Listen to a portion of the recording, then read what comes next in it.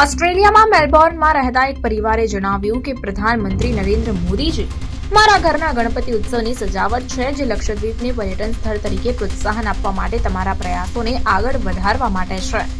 ગણપતિ અને ઉંદર લક્ષદ્વીપની મુલાકાત લેવા, તટીય જીવનનો આનંદ માણવા અને પર્યાવરણને બચાવવા માટે ભલામણ તેઓ કરી રહ્યા છે.